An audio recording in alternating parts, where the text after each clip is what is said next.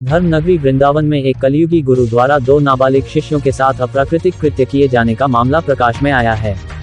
यह मामला कोतवाली क्षेत्र अंतर्गत पानीघाट दुर्गपुरम कॉलोनी का है, जहां असम का रहने वाला ईश्वर गौतम एक मकान में करीब 1 दर्जन से अधिक बच्चों को कर्मकांड और वैदिक की शिक्षा का अध्ययन करा रहा है।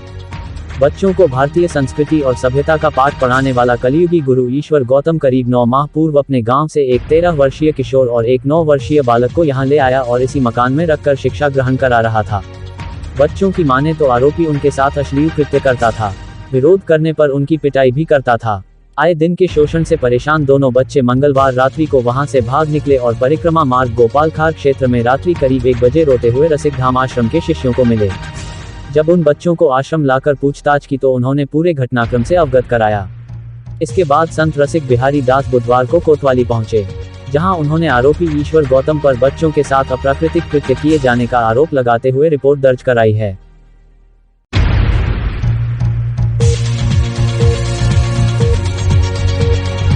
नाम रसिक बिहारी दास है। महाराज जी, क्या घटना हुई है जो बच्चों के साथ बताया जा रहा है? आज रात्रि मतलब 21-22 की रात्रि 12 बजे के करीब हम तो अपनी कुटिया में लेटे थे। हमारे 2 शिष्य परिक्रमा कर रहे थे, तो वो 12:45 के करीब कैला देवी के बगल से ऋषि सत्संग भवन पे 2 बच्चे रोते हुए उनको मिले। तो वो दोनों बच्चों को लेके हमारे पास आए। तो जब अंदर आए तो पूछा बच्चों से, तो बच्चे ने बताया रो रहे थे, पहले डरे हुए थे बहुत ज़्यादा। जब उनको थोड़ा बहुत रिलैक्स हुआ, जब उनसे पूछा गया तो उन्होंने बताया कि हम असम के रहने वाले हैं और इन्हीं के गांव असम का ही एक ईश्वर नाम का कोई व्यक्ति था जो इनको पढ़ाई कराने के लिए वहां से लेके आया। और यहाँ दुर्गापुरम के पानी घाट के पास जो दुर्गापुरम है उसमें इन बच्चों को रखता था और बच्चों को पीटता था। जब पीटने की बात कही, बोले छोटा जो बच्चा है 10 साल का बच्चा है, तो उसके शारीरिक शोषण भी उसका किया है। उसके शरीर पे जब हमने देखा तो कई जगह निशान थे। तो फिर हमने चाइल्ड लाइन को भी कॉल किया।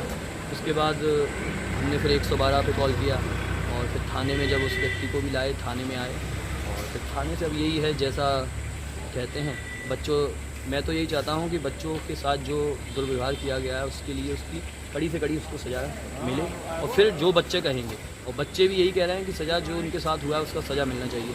क्योंकि आप जब बच्चों को देखेंगे तो बच्चे केवल 10 साल के हैं, जिनको हम मतलब प्रेम करें उनको पीटना और इतना बेरहमी से पीटना, ये आपने इस मामले में तहरीर दी है? जी, हमने लिखित में बताया जा रहा है कि बच्चे वैदिक शिक्षा ले रहे थे यहाँ आकर। हाँ, वैदिक शिक्षा ले रहे थे, कर्मकांड और भागवत जी का। स्वयं भी जो व्यक्ति इनको लाया वो स्वयं भी कथा वक्ता ही है और अध्ययन भी कराता है बच्चों को। उसने ये कृत्य किया है जी। तो अब आप पुलिस को तहरीर दे दी, मुकदमा दर्ज हुआ है? हाँ, मुकदमा दर्ज हो रहा है अंदर।